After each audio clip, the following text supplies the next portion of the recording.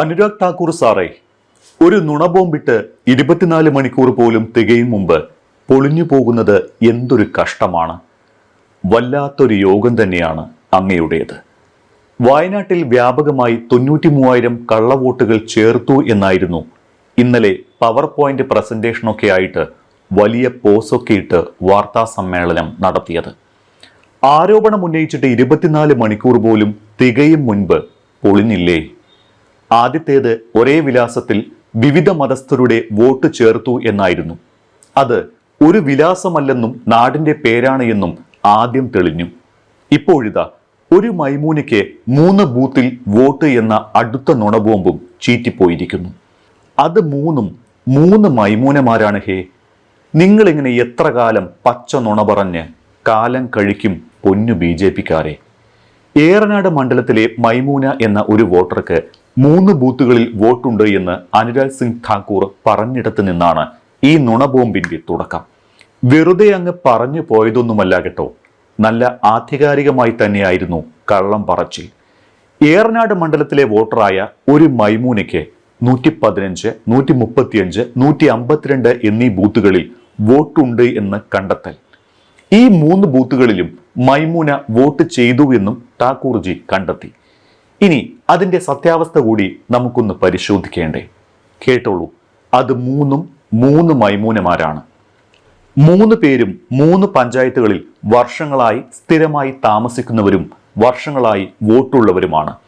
അരീക്കോട്, കാവന്നൂർ, കുഴിമണ്ണ പഞ്ചായത്തുകളിലെ സ്ഥിര താമസക്കാരാണ് അവർ. കാവന്നൂർ പഞ്ചായത്തിലെ മൈമൂനയ്ക്ക് 115 നമ്പർ ബൂത്തിൽ 778 ക്രമ നമ്പറായാണ് വോട്ടുള്ളത്. പിതാവിന്റെ പേര് വെള്ളിപ്പാടൻ മുഹമ്മദ്, ഭർത്താവ് മംഗലൻ അലവി. സ്ഥിരമായി ഇതേ ബൂത്തിലെ വോട്ടർ. 2. കുഴിമണ്ണ പഞ്ചായത്തിലെ മൈമൂന TP, 152 നമ്പർ ബൂത്തിൽ 541 ക്രമ നമ്പറായി വോട്ട്. ഭർത്താവ് അലവി പുല്ലുപറമ്പിൽ, പിതാവ് മുഹമ്മദ് കുട്ടി TP. ഇനി മൂന്നാമത്തെയാൾ അരീക്കോട് പഞ്ചായത്തിലെ വാഴപ്പറ്റ വീട്ടിൽ മൈമൂന, ഭർത്താവ് സെയ്തലവി, പിതാവിന്റെ പേര് അലവി. 135 നമ്പർ ബൂത്തിൽ 669 ക്രമ നമ്പറിൽ വോട്ട്. പൊളിഞ്ഞോ? പൊളിഞ്ഞ് പാളീസായി. ഠാക്കൂർ പറഞ്ഞ ബൂത്ത് നമ്പരും വോട്ടർ ക്രമ നമ്പരും മണ്ഡലവും എല്ലാം കറക്റ്റാ. പക്ഷേ ആള് മാറിപ്പോയി. പ്രാദേശികമായി ഒരു ചെറിയ പുനഃപരിശോധനയെങ്കിലും നടത്തിയിരുന്നുവെങ്കിൽ ഇങ്ങനെയൊക്കെ സംഭവിക്കുമായിരുന്നു ഠാക്കൂർജി. ഒരു മണ്ഡലത്തിൽ ഉൾപ്പെട്ടെന്ന് പറഞ്ഞാണ് 3 പഞ്ചായത്തുകളിൽ 3 ബൂത്തുകളിൽ സ്ഥിര താമസക്കാരായ 3 പേരെ കള്ള വോട്ടർമാരാക്കി ചിത്രീകരിച്ച് വലിയ സംഭവമായി അവതരിപ്പിച്ചത്. ഇതൊക്കെ എങ്ങനെ സംഭവിക്കുന്നോ എന്തോ. ഒന്നുമില്ലെങ്കിലും അങ്ങ് മുൻ കേന്ദ്രമന്ത്രിയല്ലേ. ഇനി വയനാടിനെ കുറിച്ചുള്ള മറ്റ് ആരോപണങ്ങൾക്ക് പിന്നിലെ വസ്തുത എന്താണ്? അതും കള്ളമാണ് സാർ താങ്കൾ പറഞ്ഞത്. വ്യത്യസ്ത മതത്തിലുള്ളവർ ഒരു വീട്ടിൽ താമസിക്കുന്നുവെന്ന തരത്തിലാണ് വിലാസം നൽകിയിരിക്കുന്നത് എന്നാണല്ലോ പറയുന്നത്. സാറേ, അത് ഒരു വിലാസമല്ല, ഒരു നാടിന്റെ പേരാണ്. ചൗണ്ടേരി എന്ന വീട്ടുപേരിൽ ഒരുപാട് പേർ താമസിക്കുന്നു, അതും വ്യത്യസ്ത മതത്തിലുള്ളവർ എന്നായിരുന്നല്ലോ ആക്ഷേപം. അത് ചൗണ്ടേരി എന്ന നാടാണ്.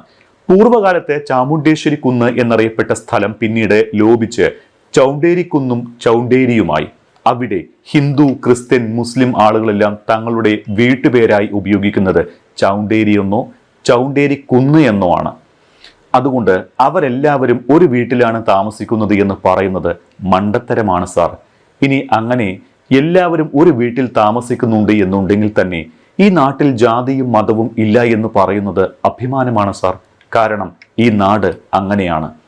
വയനാട് ലോക്സഭാ മണ്ഡലത്തിൽ 93,000 വോട്ടുകൾ കൃത്രിമമായി ചേർത്തുവെന്നാണ് അനുരാഗ് ഠാക്കൂറിന്റെ പ്രധാന വാദം. ഏത്? കഴിഞ്ഞ 3 തെരഞ്ഞെടുപ്പുകളിൽ 4 ലക്ഷത്തിനും 3 ലക്ഷത്തിനും മുകളിൽ വോട്ട് ഭൂരിപക്ഷമുള്ള ഒരു മണ്ഡലത്തിൽ കള്ളവോട്ട് ചേർത്തുവെന്ന്. കർണാടകയിലെ ഒരു ഒറ്റമുറി വീട്ടിൽ 80 പേർക്ക് കള്ളവോട്ട് ചേർത്തവരാണ് ഈ പറയുന്നതിൽ എന്തെങ്കിലും ലോജിക്ക് വേണ്ടേ? രാഹുൽ ഗാന്ധി ഉന്നയിച്ച ആരോപണം പൊളിക്കാൻ ഒരു വാക്കുകൊണ്ട് പോലും പറ്റാത്തവർ ഞങ്ങൾ മാത്രമല്ല നിങ്ങളും കള്ളവോട്ട് ചെയ്തുവെന്ന് സമീകരിക്കാൻ കൊണ്ടുവന്ന നുണ ബോംബാണ് ഈ ചീറ്റിപ്പോയിരിക്കുന്നത്. ചുരുക്കത്തിൽ രാഹുലിനും ഇന്ത്യ സഖ്യത്തിനുമെതിരെ എറിഞ്ഞ ബോംബ് ബൂമറാങ്ങായി അവനവനിട്ട് തന്നെ കൊണ്ടു എന്നതാണ് BJP-യുടെ അനുരാഗ് ഠാക്കൂറിന്റെ വാർത്താ സമ്മേളനം കൊണ്ടുണ്ടായ ഗുണം. അതായത് സ്വന്തം മുഖം രക്ഷിക്കാൻ BJP നടത്തിയ വാർത്താ സമ്മേളനം അവനവൻ്റെ തന്നെ കുഴി തോണ്ടലായി. ഇനിയിപ്പോ ആ കുഴിയിൽ തന്നെ അങ്ങ് ഇട്ട് മൂടിയാൽ മതി.